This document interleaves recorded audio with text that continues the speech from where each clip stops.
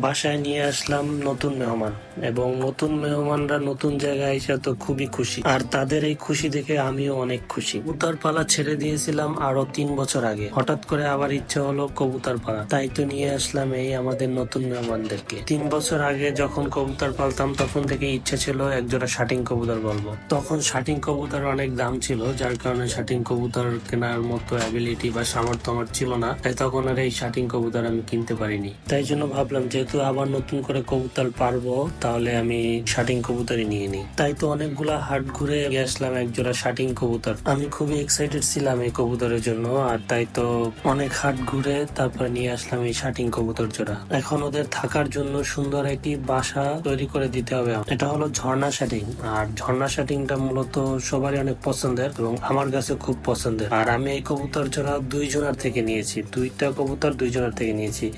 ছেলেটা নিয়েছে একজনের থেকে, মেয়েটা নিয়েছে আর একজনের থেকে। আমার এই কবুতর জোড়ার দাম পড়েছে 1500 টাকা। আসলে 1500 টাকা এই সময় তেমন কিছু না, সবচেয়ে বড় কথা হলো শখের শখ ছিল কবুতর পালবো, শাটিং কবুতর পালবো, তাই আর কি এই শাটিং কবুতরটা আনা। যেহেতু আমি আগে থেকে কবুতর পালতাম তাই আর কি আমার কাছে খাঁচা আগে থেকেই ছিল, তো খাঁচার আমার কেনার কোনো প্রয়োজন হয় না। কিন্তু সমস্যা হলো এখন যেহেতু শীতকাল, তো শীতের কারণে কবুতর গুলো ঠান্ডা লেগে যেতে পারে, অসুস্থ হয়ে যেতে পারে, এমনকি ঠান্ডা লেগে মারাও যেতে পারে। তাই আর কি খাঁচার চারপাশটা আমি কার্টন দিয়ে আটকে দেবো যাতে করে আর কি ওদের ঠান্ডা না লাগে। আর তাই আমি আর কি দোকান থেকে অনেকগুলো কার্টন নিয়ে আসছি এবং টাই ক্লিপ নিয়ে আসছি, এবং এটা দিয়ে আমার মতো করে আর কি চারপাশটা কার্টন দিয়ে আটকে দেবো যাতে ওদের কোনো প্রকার ঠান্ডা না লাগতে পারে।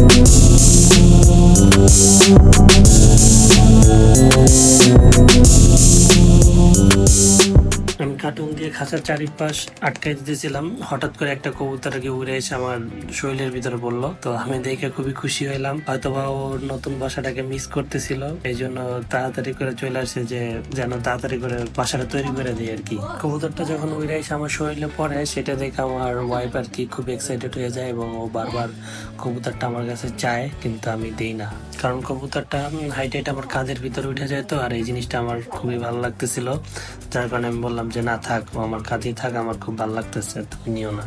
যাই হোক, আমার কার্টন লাগানো অলমোস্ট শেষ পর্যায়ে চলে আসছে। কার্টন লাগানো শেষ হলে খাঁচাটা একটা নির্দিষ্ট স্থানে আমি ফিটিং করে দেবো, যেখানে আর কি ওরা সুন্দর মতো থাকতে পারবে। তো আমার পূর্ব থেকে কবুতর পালার একটা পূর্ব অভিজ্ঞতা আছে, আর সেটা থেকে আমি বুঝতে পারছি ওরা খুব দ্রুতই ডিম বাচ্চা করবে, আর এই জন্য আমি আর কি যা কিছু করার খুব দ্রুত করার চেষ্টা করতেছি। এখন যেহেতু শীতের সময়, এই সময় নর্মালি এই কবুতর ডিম বাচ্চা করলে হয় কি আপনার শীতের কারণে তো একটা সমস্যা হয়।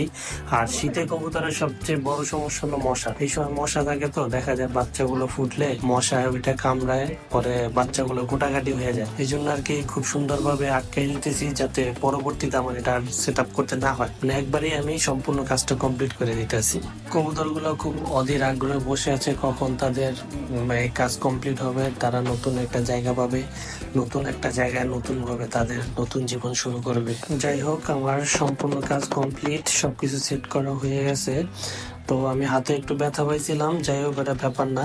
তো কবুতর গুলার এখন খাঁচায় ঢুকাই দিব এবং ওদের নতুন জায়গাটা কেমন লাগে সেটা আপনাদেরকে দেখাবো।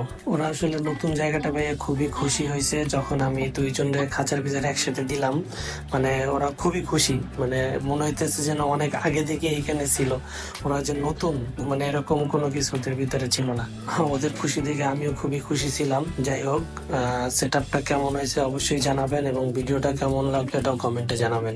ধন্যবাদ সবাইকে, ভালো থাকবেন, সুস্থ থাকবেন, আল্লাহ হাফেজ।